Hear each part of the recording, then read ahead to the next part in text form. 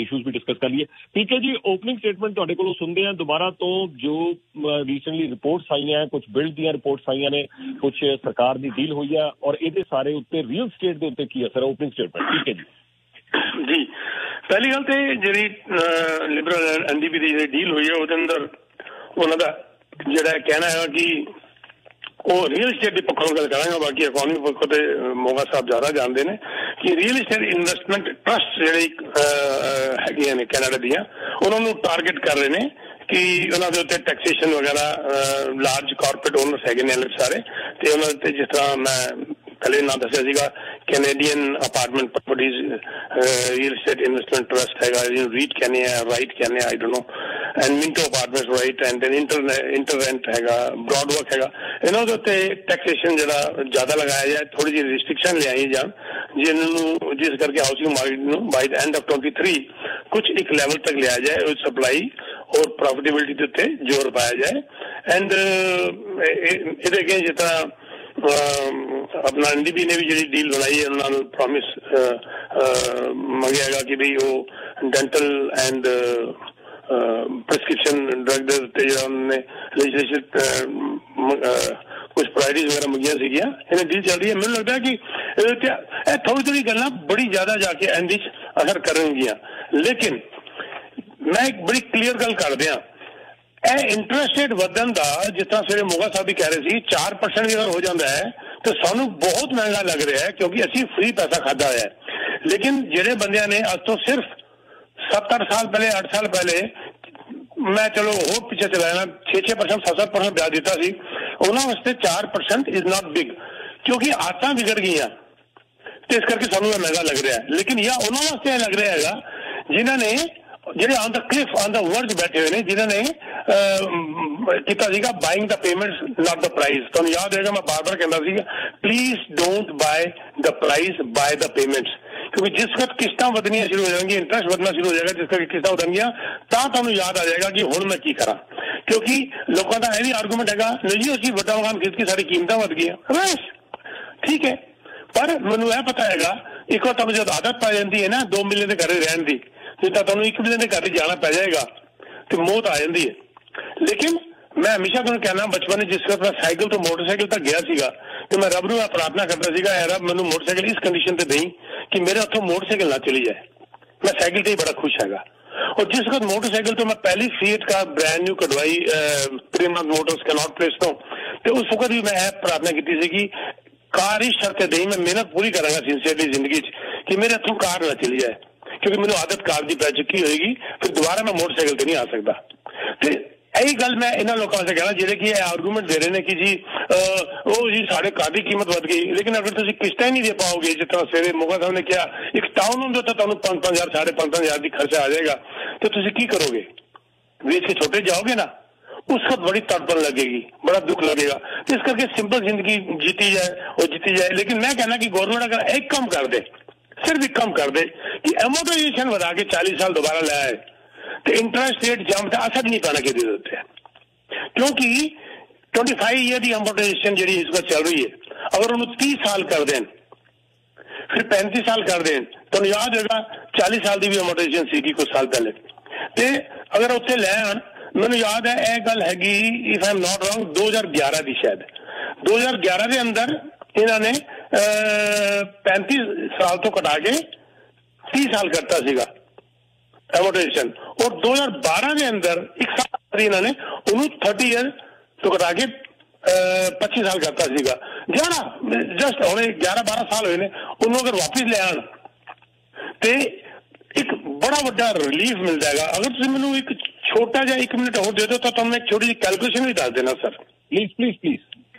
तो यह एमोटाइजेशन की गल होगी। दूसरी गल मैं कहना अगर स्ट्रेस टेस्ट न मैं तो बड़ी बड़ी गल कर रहा जो नहीं करेंगे उन्होंने हटा दें तो बड़ी जबरदस्त एक बेनीफिट मिल जाता खरीदन का। मैं छोटा सा एग्जांपल देना, आज का इंटरेस्ट रेट मान लो है 2.25, ठीक है जी, 5 साल का चलो भी ले लो 2.25, और थोड़ी इनकम अगर क्वालिफाई कर दी है 5 लाख मॉर्टगेज वास्ते, लेकिन जो स्ट्रेस टेस्ट लग जाता है 5.25 तो तुम कैलकुलेट कर देने तो थोड़ी अप्रूवल सीधा 5 लाख तो कट के 4 लाख रह जाती है। बड़ी अजीब गल है। ਤੁਹਾਡੀ ਇਨਕਮ ਜਸਟੀਫਾਈ ਕਰ ਰਹੀ ਹੈ 5 ਲੱਖ ਦੀ ਮੌਰਗੇਜ, ਲੇਕਿਨ ਸਟ੍ਰੈਸ ਟੈਸਟ ਤੁਹਾਨੂੰ ਲੈ ਕੇ ਆ ਰਿਹਾ 5.25 ਦੇ ਉੱਤੇ, ਔਰ ਉਹਦੇ ਨਾਲ ਤੁਹਾਡੀ ਸਿੱਧੀ 20% ਤੁਹਾਡੀ ਅਪਰੂਵਲ ਘਟ ਜਾਂਦੀ ਹੈ, ਤੁਸੀਂ ਕਰ ਲੈ ਹੀ ਨਹੀਂ ਪਾ ਰਹੇ। ਤਾਂ ਅਗਰ ਤੁਸੀਂ ਸਟ੍ਰੈਸ ਟੈਸਟ ਦਾ ਪਰਪਸ ਕੀ ਸੀਗਾ? ਪਰਪਸ ਇਹ ਸੀਗਾ ਸਟ੍ਰੈਸ ਟੈਸਟ ਦਾ ਕਿ ਜਿਸ ਵਕਤ ਕੀਮਤਾਂ ਵਧਣਗੀਆਂ ਤੇ ਲੋਕੀ ਪਰੇਸ਼ਾਨੀ 'ਚ ਨਾ ਆ ਜਾਣ, ਔਰ ਲੋਕੀ ਪੇਮੈਂਟਾਂ ਦੇਣ ਤੋਂ ਪਿੱਛੇ ਡਿਫਾਲਟ 'ਚ ਨਾ ਆ ਜਾਣ, ਤੇ ਉਹਨਾਂ ਨੂੰ ਪਹਿਲੇ ਹੀ ਹਾਈ ਲੈਵਲ ਦੇ ਉੱਤੇ ਅਪਰੂਵ ਕਰ ਦਿਓ ਤਾਂ ਕਿ ਇੰਟਰਸਟ ਵਧਣ ਦਾ ਉਹਨਾਂ ਨੂੰ ਫਰਕ ਨਾ ਪਏ। ਲੇਕਿਨ ਹੁਣ ਤਾਂ ਕੀਮਤਾਂ ਵਧ ਹੀ ਗਈਆਂ ਨੇ ਬਹੁਤ ਹੱਦ ਤੱਕ, ਤੇ ਹੁਣ ਪਰਪਸ ਕੀ ਹੈ ਸਟ੍ਰੈਸ ਟੈਸਟ ਦਾ? ਮੇਰੇ ਹਿਸਾਬ ਨਾਲ हटा देना चाहिए। मोगा साहब तुम्हारा क्या ख्याल है? कॉलर्स हमारे बिल्कुल कॉल कर सकते हैं इस वक्त, अगर आप पीके जी या फिर पंकज मोंगा जी से कोई भी सवाल पूछना चाहते हैं 6472728182 पर 6472728182 पर आप कॉल कर सकते हैं। जी युद्धवीर जी। हाँ जी बिल्कुल जी, पीके जी अपनी गल इस तरह जारी रखेंगे। आई थिंक उन्होंने जी लाइन है वो डिस्कनेक्ट हो गई है, सो बाय द टाइम उन्होंने लाइन जी ਅਸੀਂ ਦੁਬਾਰਾ ਤੋਂ ਕਨੈਕਟ ਕਰ ਰਹੇ ਹਾਂ। पंकज जी ਤੁਸੀਂ ਆਪਣੀ ਓਪਨਿੰਗ ਸਟੇਟਮੈਂਟ। जी नहीं मैं बिल्कुल मैं अच्छा पीके जी का जवाब मैं बाद देना जो पीके जी आ जाते हैं। ओपनिंग स्टेटमेंट बेसिकली मैं यही कहना चाहवागा युद्धवीर जी की कल जो यूएस के फैड सीगे उन्होंने तो जो क्वेश्चन पूछा गया कि तुहाडा इंटरस्ट रेट वधाउण दा हैगा की है, तुसीं इन्फ्लेशन नूं किवें कंट्रोल कर रहे हो, वो ये कह रहे हैं कि जिवें मर्जी करना पवे साडी इन्फ्लेशन तां असीं कंट्रोल करांगे, ते हर मीटिंग साडे हर meeting interest rate will be on the table, मतलब हर मीटिंग च असीं वधा सकते हैं, एंड इफ नीड्स बी असीं 0.50 भी वधावांगे, चाहे 2 बारी इकट्ठा भी वधाना पै जावे। सो उन्होंने इस तरह के जवाब दिते कि बड़ा ही मतलब वो ये कह रहे हैं यूएस फेड हेड कि बड़ा ही स्ट्रोंग तरीके नाल वो इन्फ्लेशन के पीछे जाना चाह रहे। सो उनकी वजह नाल सानू इंपैक्ट आ सकता है, क्योंकि जिवें जिवें उन्होंने इंटरस्ट रेट वधाया उन्हों का डॉलर होर स्ट्रोंग होंदा चला जाएगा, यूएस डॉलर स्ट्रोंग होंदा चला जाएगा। यूएस डॉलर स्ट्रोंग होने का मतलब है बाकी करंसियां के अगेंस्ट स्ट्रोंग होंदा चला जाएगा, सो साडी करंसी की वैल्यू गिरदी चली जाएगी। अगर साडी करंसी की वैल्यू गिरदी जाएगी तो असीं जिहड़ियां चीज़ां इंपोर्ट करनियां ने जिथे सानू 78 सेंट देने पैंदे ने उत्थे लैस 70 सेंट रह गए तो तुहानूं तां होर भी ज़्यादा देना पेगा ना। सो सारियां चीज़ां होर भी महंगी हो जाएंगी, साडी इन्फ्लेशन होर भी महंगी हो जाएगी जिहड़ियां चीज़ां इंपोर्ट कर रहे हैं, तो सानू भी उनके पीछे पीछे इंटरस्ट रेट उस तरीके नाल वधाना पै सकदा। So that's why 0.50 on the table Vaisakhi से कि अगर यूएस वधान की कोशिश कर रहा उससे सानू अपने डॉलर नू भी उत्थे रखना है इन्फ्लेशन नू कटण वास्ते। सो और दूजी चीज़ जिहड़ी मैं ओपनिंग स्टेटमेंट से कहना चाहांगा जिहड़ा कि जिहड़ी डील हुई है पॉलिटिकल उनकी वजह नाल जिहड़ा बैंकिंग ते टैक्स आ रहा है वो भी एक हले कोई इशू नहीं हैगा उहदे लैसी की चीज़ आती है बाहर, लेकिन आने वाले टाइम वो छोटा जा या थोड़ा वड्डा भी इशू बन सकता है, and that can be again can come on businesses और हाउसिंग ऑल्सो। सो ये सारिया चीज़ां जिहड़ियां ने साडे ते एक रिपरकशन रखदियां ने, लेट्स सी होंदा की जी। ठीक है जी। हाँ जी पीके जी तुसीं अपनी गल मुकम्मल कर लो, फिर अगली कॉल जारी रखांगे। जी जी जी मैं स्ट्रेस टेस्ट की गल दोबारा लेके आवांगा। ते देखो स्ट्रेस टेस्ट जो शुरू होया सीगा वो 2016 शुरू होया सीगा, जिसको और तुम देखो 2017 की होया सीगा आके स्ट्रेस टेस्ट के बावजूद मार्केट थले आ गई सीगी, और मैंने 2017 वाली पोजीशन फिर नजर आ रही है इस वक्त, लेकिन वो शॉर्ट लिफ्ट सीगा, है भी शॉर्ट लिफ्ट ही रहेगा। और जो हैगा वधाते फिर मुझे लगता है शायद इट वॉज 2017 साल बाद ही शायद या 1.5 साल बाद उन्होंने होर पहले सीगा नॉन कन्वेंशनल फिर और कन्वेंशनल पहले जो इंश्योर्ड सीगी उन्होंने तो लैके ऐसी स्टेज बाद बाकी 20% प्लस वाले उत्ते भी लैके आ गए, तो ਹੁਣ टाइम है हटाने का। बस मैं यही कहना चाहना, लेकिन मैनू हालात है नजर आ रहे हैं एग्जैक्टली जो टीवी के उत्ते भी असी और मोगा साहब पहले गल करते आए कि 2016 वाली सिचुएशन आ गई है, और बी प्रिपेयर्ड कि 2017 जिस तरह मार्केट सैटल हुई सी वो ਜਿਹੜੇ ਲੋਕੀ ਆਊਟ ਆਫ ਦਾ ਬਜਟ ਜਾ ਰਹੇ ਸੀਗੇ, ਜਿੱਦਾਂ ਮੋਗਾ ਸਾਹਿਬ ਦਾ ਬਿਲਕੁਲ ਡਾਇਲੌਗ ਪਰਫੈਕਟ ਹੈ, ਚੱਦਰ ਤੋਂ ਬਾਹਰ ਪੈਰ ਫਸਾਰਨਾ ਜਿੰਨਾ ਕੀਤਾ ਉਹਨਾਂ ਵਾਸਤੇ 2017 ਵਾਲੀ ਸਿਚੁਏਸ਼ਨ ਆ ਚੁੱਕੀ ਹੈ, और बैंक अप्रूव करते वक्त अप्रेजल करते वक्त तंग तुसी हो जाओगे, क्योंकि मार्केट प्राइस कुछ होएगा, तुसी कुछ और प्राइस दे लिता होएगा। जी जी पीके जी एक होर गल है, देखो जेडे साडे इन्फ्लेशन दे 8 मेजर सैक्टर ने, 8 मेजर सैक्टर चो एक सैक्टर हाउसिंग शेल्टर भी है सारा। शेल्टर जिहड़ा है शेल्टर दे जिहड़ी इन्फ्लेशन दा जिहड़ा की ड्राइवर मैं कहांगा वो हाउस प्राइसेस है। सो इस वेले बैंक ऑफ कैनेडा ये नहीं सोचेगा कि बैंक ऑफ कैनेडा ये चीज जरूर सोचेगा कि ये कोलैप्स ना होवे। इस वेले हाउसिंग नो कोलैप्स होना साडी इकोनॉमी वास्ते खराब है, बहुत ज्यादा डिक्लाइन होना खराब है जी। वो ये जरूर चाहेगा कि मॉडरेट डिक्लाइन अगर हाउसिंग प्राइस भी हो जाए तो वो साडी इन्फ्लेशन नो थल्ले लेके आ रहा है, जेड़ा कि ਅਸੀਂ कंट्रोल करने की कोशिश कर रहे हैं। तो moderate decline bank of Canada will prefer right now. मैं खुद प्रेफर करूंगा सर, सेटलमेंट होनी बहुत जरूरी है, बिल्कुल ठीक कह रहे हो जी। बट एक चीज ऐसे हैगी है, एक पासे कुआ एक पासे खाई हैगी, इस वेले बड़ी ही फाइन लाइन से चलना पेगा इन्हों, नहीं तो ये हाउसिंग प्राइजेस नो थोड़ा ज्यादा बड़ा झटका भी दे सकते हैं अगर इन्होंने कोई गलती कर ली विच। सो सिचुएशन हो है क्योंकि इस वेले स्पैकुलेशन बहुत ज्यादा है, जेडे स्पैकुलेटर ने जी तुम गल कर रहे हो चादर तो बाहर जेडे लैके गए वो स्पैकुलेटर ज्यादा फसन गया इस वेले। आई थिंक बाकी जेडे होल्ड कर सकते हैं वो तो सानू भी पता है पीके जी कि होल्ड कर सकते हैं, और ये भी मान के चलो कि बायर्स भी मार्केट च बैठे ने इस वेले। अगर प्राइजेस थोड़े जे भी थल्ले आ गए, मान लो करेक्शन कैटेगरी च भी आ गए, तो बायर तो बैठे ने, उन्होंने एक मौका मिल जाएगा।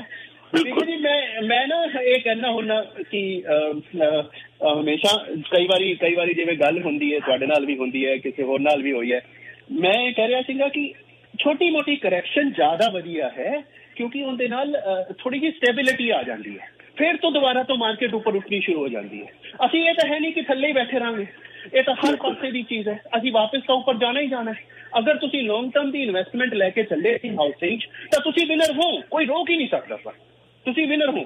लेकिन अगर तुसी शॉर्ट टर्म वास्ते चले मैं आज खरीद लवां 6 महीने बाद बेच लवां, साल बाद बेच लवां, housing is not a stock market, penny stock market नहीं हैगी सर, सवेरे खरीद लिया शामी बेच लिया। Housing is a longer investment. बिल्कुल ठीक है, पहले लोग की कर रहे थे उन तक कि अपग्रेड छोटे कर तो वड्डे कर हुण टाइम आ गया या तो रुको या छोटा कर ए होएगा क्योंकि उन्होंने को इक्विटी बन चुकी है, वो पे नहीं कर पाएंगे तो की करेंगे छोटे कर वाल जाएंगे, which is not a bad idea at all, लेकिन उन्होंने बर्दाश्त करना बड़ी बड़ी गल है। लेकिन मैं नाल लिखी हुई और भी गल करना चाहूंगा कि जी कैनेडा हैगी is the second only country in the world जिसके अंदर मतलब है कि जी 38 डेवलप्ड कंट्री हैगी ने जिसके अंदर price to income ratio highest हैगी सर। इसको अगे सिर्फ इको कंट्री छोटी जी Netherland. Sir so sorry to interrupt, will continue after station ID. Chin Radio on 91.9 FM। जी जिस तरह की प्राइस जरा हाउस प्राइस जरा वधिया है वो 41.9% faster than the income since 2015, मतलब कोई लंबा टाइम नहीं हैगा। 42% के आसपास घर के प्राइस फास्टर बच जाना इनकम तो नेचुरली हताहत हो जाएगा, इंसान कहेगा कितना खरीदा। सिर्फ नीदरलैंड है जी सिर्फ 48.3 थोड़ा आगे, लेकिन नीदरलैंड जैसी कंट्री को फर्क नहीं पैदा क्योंकि स्मॉल इकोनॉमी हैगी और they are more prone to sharp fluctuations and all this things. पर कनाडा में बड़ा बड़ा फर्क पड़ेगा, इस करके इन्होंने सोचना बहुत जरूरी हो चुका है इस वक्त कि मार्केट के अंदर अगर प्राइस घटा ना पाइए तो घट का रोक जरूर लीए सी, बहुत इंपॉर्टेंट फैक्टर हो चुका है इस वक्त जी। ठीक है जी, गिरीश जी तुम ऑन दे रहो। Girish ji go ahead. Girish ji I think ਤੁਹਾਡੀ ਕਾਲ ਡਿਸਕਨੈਕਟ ਹੋ ਗਈ ਹੈ ਜਾਂ ਦੁਬਾਰਾ ਤੁਸੀਂ ਕਾਲ ਕਰ ਲੈਣਾ। ਵरुण जी ਤੁਸੀਂ ऑन दे रहो। Varun ji go ahead. Good afternoon Yudhveer ji. Good afternoon जी sir. Good afternoon Sabharwal Sahib ਨੂੰ ਵੀ ਤੇ ਮੋਂਗਾ ਸਾਹਿਬ ਨੂੰ ਵੀ। ਗੁੱਡ ਆਫਟਰਨੂਨ ਸਰ ਤੁਹਾਡਾ ਜਿਹੜਾ ਸੈਗਮੈਂਟ ਹੈਗਾ sir, I always eagerly wait to listen your viewpoints sir, it's so good. Thank you sir. ਮਤਲਬ ਤੁਸੀਂ ਇਹ ਲਗਾ ਲਓ ਕਿ in comparison to mainstream media sir ਤੁਸੀਂ ਆਉਂ ਸਰ ਜਿਹੜਾ ਐਥਨਿਕ ਲੈਂਗੁਏਜ ਤੁਸੀਂ ਇਹ ਚੀਜ਼ਾਂ ਕਰਦੇ ਪਏ ਹੋ ਸਰ। ਸਰ ਇਹ ਯੁੱਧਵੀਰ ਜੀ ਨੂੰ ਪੂਰਾ ਕ੍ਰੈਡਿਟ ਜਾਂਦਾ ਜੀ, ਇਹ ਮੌਕਾ ਦਿੰਦੇ ਨੇ ਤਿੰਨਾਂ ਨੂੰ ਸਰ, ਤਿੰਨਾਂ ਨੂੰ ਜਾਂਦਾ युद्धवीर साहब सानू प्लेटफॉर्म ही ना देन ते किस तरह गल कर लांगे, ਅਸੀਂ अपने घर के बाहर बैठ के चलाते रहेंगे, कुत्ते भी नहीं सुनेंगे।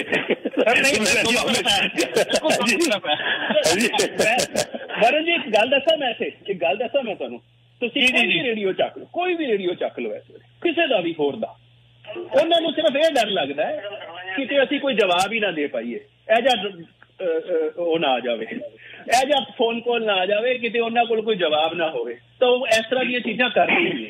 ਕਰਦੇ ਹੀ ਨਹੀਂ, ਉਹ ਰਿਕਾਰਡਡ ਕਰ ਦਿੰਦੇ ਨੇ।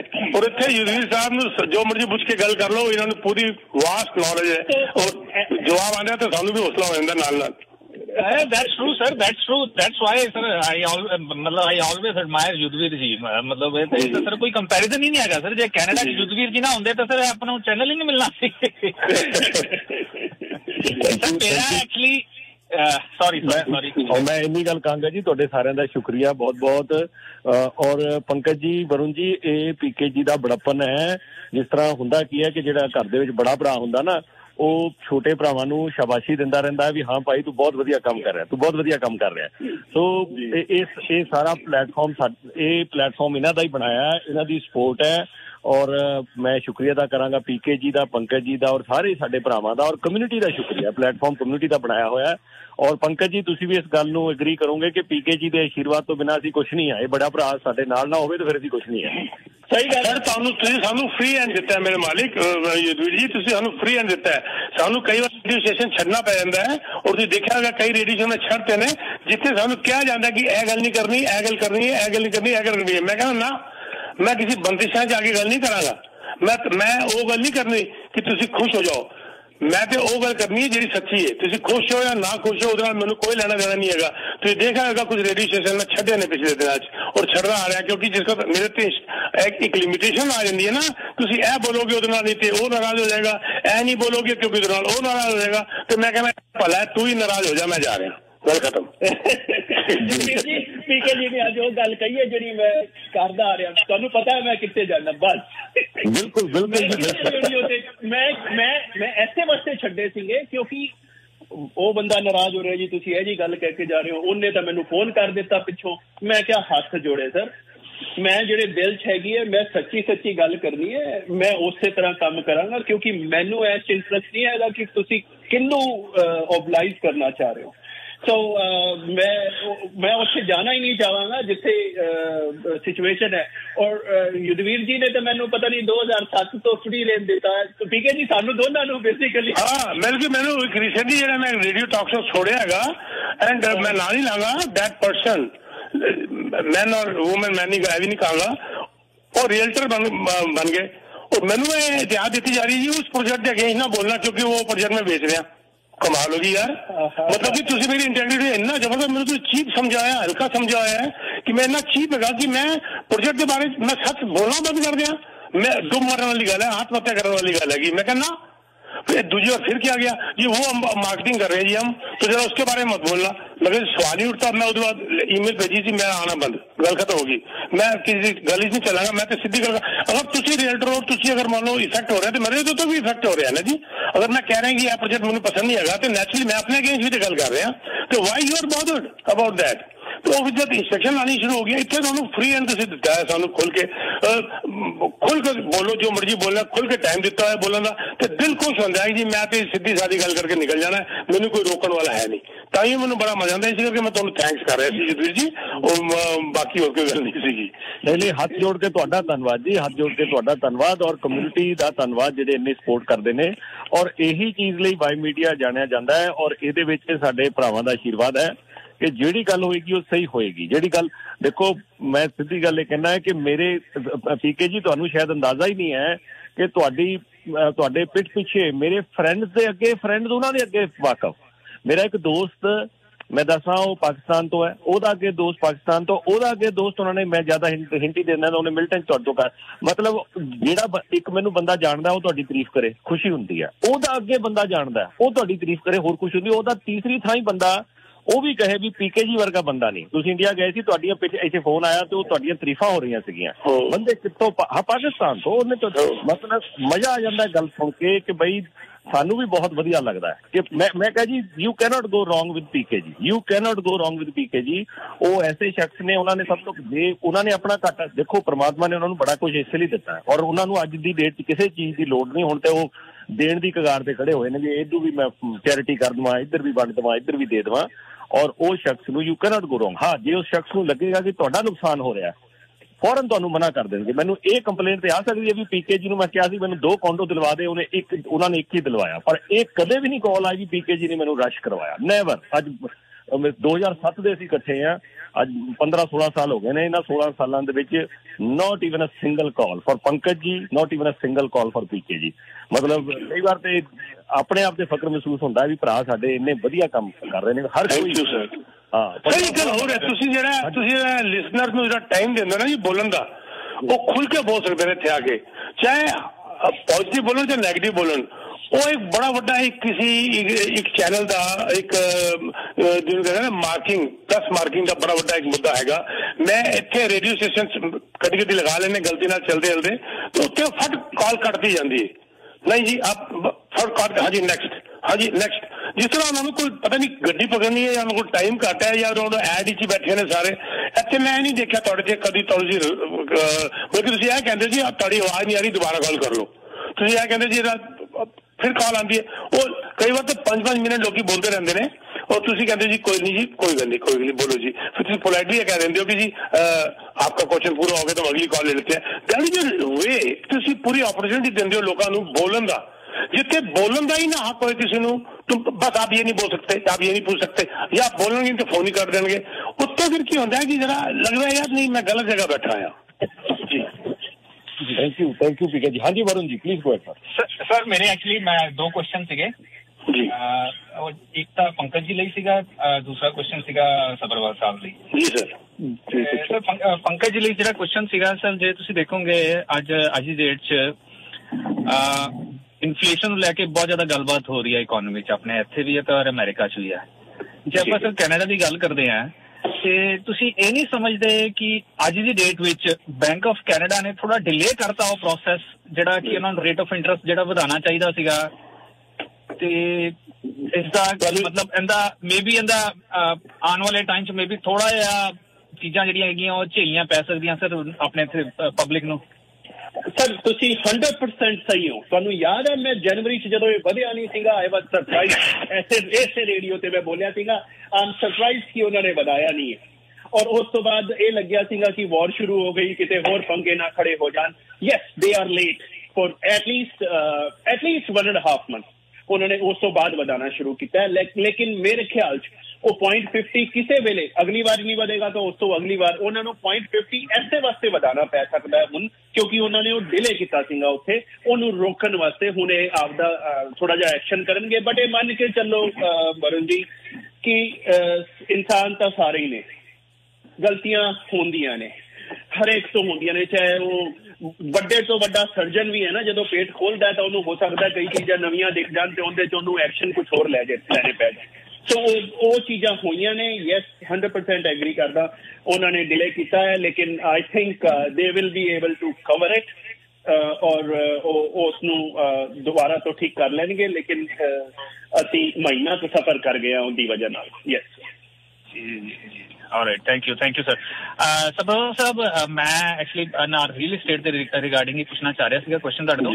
ਸਰ ਤੁਸੀਂ ਦੇਖਿਆ ਹੋਊਗਾ ਕਿ ਜਨਵਰੀ 'ਚ we are at the peak of the prices ਜਿਹੜੀਆਂ ਚੱਲਦੀਆਂ ਪਈਆਂ ਸੀਗੀਆਂ, ਈਵਨ ਮਿਡ ਫੈਬਰਰੀ 'ਚ ਵੀ ਮੈਂ ਦੇਖ ਰਿਹਾ ਸੀਗਾ ਕਿ ਪੀਕ ਸੀਗੀਆਂ ਪ੍ਰਾਈਸਿਸ ਦੀਆਂ, ਤੇ ਮਾਰਚ ਵਿੱਚ ਆ ਕੇ ਮੈਨੂੰ ਜੋ ਲੱਗਦਾ ਪਿਆ ਕਿ ਥੋੜਾ ਜਿਹਾ ਉਹ ਚੀਜ਼ ਨੂੰ ਸੈਟਲ ਹੁੰਦੀਆਂ ਦਿਖ ਰਹੀਆਂ ਕਈ ਜਗ੍ਹਾ ਤੇ। ਵੈਰੀ ਗੁੱਡ, ਬਿਲਕੁਲ ਠੀਕ ਹੈ, ਬਿਲकुल 100% ਤੁਸੀਂ ਸਰ ਬਹੁਤ ਵਧੀਆ ਦੋਨੋਂ ਪੁਆਇੰਟ ਲੈ ਕੇ ਆਏ ਹੋ, ਬਹੁਤ ਵਧੀਆ ਪੁਆਇੰਟ ਲੈ ਕੇ ਆਏ ਸਰ। ਮਾਰਕੀਟ जो है बिल्कुल कूल होनी शुरू हो गई है और वो 15-20 ऑफर की जगह ਹੁਣ मल्टीपल ऑफर के अंदर कंडीशनां पैनी शुरू हो गई, ਹੁਣ फर्म ऑफर घट हो गई ने। Very right sir. हाँ जी ਸਰ ਤੁਸੀਂ ਇਹ ਦੇਖੋ ਕਿ ਮੈਨੂੰ ਇਹ ਦੱਸੋ ਥੋੜਾ ਜਿਹਾ ਤੁਸੀਂ ਆਪਣੇ ਆਈਡੀਆ ਨਾਲ ਕਿ ਆਪਣੇ ਐਕਸਪੀਰੀਅੰਸ ਨਾਲ ਕਿ ਆਉਣ ਵਾਲਾ ਟਾਈਮ ਮਤਲਬ ਜਿਹੜਾ ਹੈਗਾ ਲੈਟਸ ਸੇ 1 ਈਅਰ ਤੁਸੀਂ ਕੀ ਦੇਖਦੇ ਪਏ ਹੋ ਵੀ ਮਾਰਕੀਟ ਕਿੱਥੇ ਜਾਏਗੀ ਸਰ? मार्केट जी हैगी कूल डाउन हो रही है, सैटल होगी और मैनू लगता है कि यह बैलेंस्ड मार्केट होगी। बैलेंस्ड मार्केट के अंदर हैगा कि no firm offer, no multiple offer, price negotiation. मैं बैलेंस्ड मार्केट 1% to 2% डाउन और प्लस मैं बैलेंस मार्केट कहना। 1 to 2% डाउन हो जाए या 1 to 2% उत्ते चली जाए तो इसके अंदर अगर फ्लैक्सीबिलिटी हैगी तो that is a balanced market. जिस वक्त आज बाहर की मार्केट आने की मैंने उम्मीद नहीं हैगी to be very honest, because of lot many other problems जी इकोनॉमी प्रॉब्लम चल रही ने, इमीग्रेशन वाली गल्लां चल रही ने, कई गल्लां चल रही ने, पर यह बैलेंस्ड मार्केट जल्दी ही होती नजर आ रही है मेरे सर अगले साल के अंदर। Alright thank you sir, thank you so much, thank you जी। हाँ जी, अगली कॉल जी गिरीश जी, तुसी आंदे हो। गिरीश जी। हाँ जी सुधीर जी, नमस्कार जी। मेरा पंकज जी को सवाल है कि पंकज जी, मैंने कुछ ये होम लाइन ऑफ इक्विटी से कुछ मैंने बोरो करके ना कुछ इन्वेस्टमेंट किया हुआ है, तो उसमें ये सवाल है कि पहले तो कि क्या TFSA में कर सकते हैं और वो इंटरेस्ट को डिडक्ट कर सकते हैं? पहला सब तो कि नॉन रजिस्टर में तो कर सकते हैं, TFSA का पूछना है। और दूसरा ये है कि एक डिविडेंड इनकम एंड डिस्ट्रीब्यूशन दोनों में फर्क क्या है और मेरे लिए क्या बेटर है? लाइक जब वो टी3 स्लिप आती है तो उसमें दोनों का कौन सी इनकम वाला डिविडेंड होती है, कैपिटल गेन होता है। डिस्ट्रीब्यूशन तो आपको जो दिया गया है वो डिस्ट्रीब्यूशन का होता है, ठीक है। हाँ, वो क्या है? डिस्ट्रीब्यूशन मतलब जो आपको डिस्ट्रीब्यूट हुआ है, चाहे वो कैपिटल गेन है चाहे वो डिविडेंड। ओके, लेकिन उसका कैपिटल गेन डिफरेंट नाम क्यों बोलते हैं? एक डिस्ट्रीब्यूशन है, एक डिविडेंड है। नहीं, जो आपकी स्लिप आती है उसमें डिस्ट्रीब्यूशन कहीं वर्ड नहीं होता है सर। नहीं जी, एक डिस्ट्रीब्यूशन है, ये 100% है। एक में आता है डिविडेंड एंड एक में आता है डिस्ट्रीब्यूशन। उन दोनों में जैसे सम ETF है या सम स्टॉक्स हैं, उसमें वो दो डिफरेंट। बिल्कुल। सो बेसिकली कैपिटल गेन की चीज बात कर रहे हैं आप। सो कैपिटल गेन और डिविडेंड की बात कर रहे हैं आप, ये दोनों। हाँ जी, ठीक है। तो दोनों एक ही चीज है, कुछ ना कुछ तो नहीं, अलग, दोनों के टैक्स के सिस्टम अलग है। ये आप जानना चाह रहे हैं तो अकाउंटेंट आपको ज्यादा क्लियर करेगा, लेकिन फिर भी मैं आपको थोड़ा सा एक्सप्लेन कर देता हूँ, क्योंकि मैं अकाउंटेंट नहीं हूँ, लेकिन मैं आपको एक्सप्लेन कर देता हूँ। कैपिटल गेन जो होता है उसका टैक्स का सिस्टम अलग होता है, डिविडेंड का अलग होता है। डिविडेंड को पहले ग्रॉस अप किया जाता है परसेंटेज से, वो एक कैलकुलेशन है, उसके हिसाब से आपको टैक्स किया जाता है। लेकिन कैपिटल गेन में आपको बेनिफिट ज्यादा होता है, टैक्सेस आप कम पे करते हैं बेसिकली। और डिविडेंड में आप थोड़ा सा ज्यादा पे करते हैं, लेकिन डिविडेंड में भी आपको ग्रॉस अप करके उसमें डिस्काउंट दिया जाता है, बट अकाउंटेंट से आप एक्चुअल फॉर्मूला ले सकते हैं। Okay, thank you so much. हाँ जी, और अगली कॉल वाल बताएंगे जी रजा साहब तुसी आंदे रहो। उस तो बाद रजा साहब तो बाद यश जी ਤੁਹਾਡੀ कॉल है। रजा साहब पहली ਤੁਹਾਡੀ है, फिर यश जी दी है। लेकिन एट दिस पॉइंट क्योंकि मैं चाहूंगा कि थोड़ी जी गलबात जरूर सर्विसेज और प्रोडक्ट्स के बारे या कोई सैमीनार या कोई हाउसिंग प्रोजेक्ट्स आ रहे ਉਹਦੇ ਬਾਰੇ भी एक मिनट जरा ले लिया, फिर रैप अप करांगे जी। पहला PK ji will start with you sir. Real estate ਦੇ ਵਿੱਚ कोई प्रोजेक्ट्स, कोई सैमीनार, एनीथिंग? ਸੈਮੀਨਾਰ ਤੇ ਬਸ ਹੁਣ ਜਲਦੀ ਸ਼ੁਰੂ ਹੋ ਜਾਣਗੇ ਜੀ, ਥੋੜਾ ਮੌਸਮ ਵੀ ਖੁੱਲ ਜਾਏਗਾ, ਹੁਣ ਰਿਸਟ੍ਰਿਕਸ਼ਨ ਵੀ ਖਤਮ ਹੋ ਰਹੀਆਂ ਨੇ ਤੇ ਸੈਮੀਨਾਰ ਅਸੀਂ ਫਿਰ ਸ਼ੁਰੂ ਕਰ ਦੇਵਾਂਗੇ। ਬਹੁਤ ਜਲਦੀ ਇਨਫੋਰਮੇਸ਼ਨ ਆ ਜਾਏਗੀ। ਬਸ ਮੈਂ ਹੁਣੇ ਵਾਪਸ ਆਇਆ ਤੇ ਬਸ ਹੁਣ ਮੇਰੀ 1-2 ਦਿਨ ਦੀ ਮੀਟਿੰਗ ਹੋਏਗੀ ਆਫਿਸ ਵਿੱਚ ਤੇ we'll just work on that. ਔਰ ਦੂਜਾ ਪ੍ਰੋਜੈਕਟਸ ਮੈਂ ਹਮੇਸ਼ਾ ਕਹਿੰਦਾ ਕਿ ਤੁਹਾਡਾ ਪ੍ਰੋਜੈਕਟ ਪੀਕੇ ਸਬਰਵਾਲ ਹੈ ਜੀ, ਮੈਨੂੰ ਕਾਲ ਕਰ ਲਓ, ਮੈਨੂੰ ਕੰਟੈਕਟ ਕਰ ਲਓ, ਤਾਂ ਆਈ ਡਿਸਕਸ प्रोजेक्ट देर। हूँ हैरानगी देख लगी 450 तो ज्यादा प्रोजेक्ट निकल गए ने अगे पूरे GTA के अंदर, ते इन्नी वड्डी डिस्कशन, इन्ना वड्डा प्रोजेक्ट दे उत्ते बैठ के उन्हां च केड़ा चंगा है केड़ा चंगा नहीं हैगा, तो you should contact I think directly to me PK Sabharwal. सीधा मैंने कॉन्टेक्ट करो या टीम सबरवाल के किसी मेंबर नाल गल करो, they have all knowledge and I am behind them. ते असीं तुहाडी प्रोफाइल तुहाडे पोर्टफोलियो दे हिसाब नाल बैठ के ਅਸੀਂ ਤੁਹਾਨੂੰ ਗਾਈਡ ਕਰ ਸਕਦੇ ਹਾਂ ਕਿ ਡਿਫਰੈਂਟ ਪ੍ਰੋਜੈਕਟਸ ਇਹ ਤੁਹਾਨੂੰ ਸ਼ੂਟ ਕਰਨਗੇ, ਉਹ ਬੈਟਰ ਰਹੇਗਾ। ਬਜਾਏ ਮੈਂ ਇੱਕ ਗੱਲ ਇੱਥੇ ਬਹੁਤ ਜ਼ਬਰਦਸਤ ਕਹਿਣਾ ਚਾਹਾਂਗਾ, ਬੜੀ ਇੰਪੋਰਟੈਂਟ ਕਰਨਾ ਚਾਹਾਂਗਾ, 1 ਮਿੰਟ ਵਿੱਚ ਖਤਮ ਕਰਾਂਗਾ। ਹਾਈਪ ਦੇ ਉੱਤੇ ਕਦੀ ਨਾ ਜਾਓ। जिस वक्त जिस प्रोजेक्ट की हाइप बन गई है और हर रेडियो स्टेशन के उत्ते एजेंटा ने आके कहना शुरू करता है आ जाओ जी, ले लो जी, दोबारा मौका नहीं आएगा जी, और फिर हफ्ते बाद फिर आ जाते हैं दूसरा प्रोजेक्ट लेके, फिर दोबारा मौका नहीं आएगा जी। 52 हफ्ते होंगे ने साल, तो 52 आ के कह देते हैं जी दोबारा मौका नहीं आएगा। वो दोबारा मौका का मतलब या तो जानते नहीं है या फिर लोग बेवकूफ बन रहे हैं, मैंने समझ नहीं आ रही। तो यह जो प्रोजेक्ट है विच सूट्स यू, यह बहुत इंपॉर्टेंट है। ਇਹਦੇ ਵਾਸਤੇ ਅਸੀਂ ਇਹ ਦੇਖਦੇ ਹਾਂ ਤੁਹਾਨੂੰ ਬੈਠ ਕੇ ਕਿ ਤੁਹਾਨੂੰ ਕੀ ਸੂਟ ਕਰੇਗਾ ਕੀ ਸੂਟ ਨਹੀਂ ਕਰੇਗਾ। ਅਸੀਂ ਹਰ ਪ੍ਰੋਜੈਕਟ ਨੂੰ ਨਹੀਂ ਵੇਚਦੇ। ਸਮ ਟਾਈਮ ਇਹ ਕਹਾਵਤ ਬੜੀ ਮਸ਼ਹੂਰ ਹੈ, ਕਿਸੇ ਨੂੰ ਮਾਂ ਬਾਦੀ ਕਿਸੇ ਨੂੰ ਸਵਾਦੀ।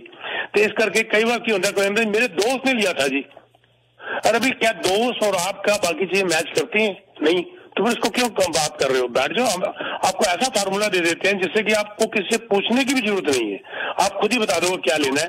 बस एक ही बात है कि हाइप में मत जाइए और उसके बाद अपने एक प्रोफेशनल रियल्टर से बैठ के बात करिए और प्रोजेक्ट्स डिस्कस करिए, देन गो फॉर इट।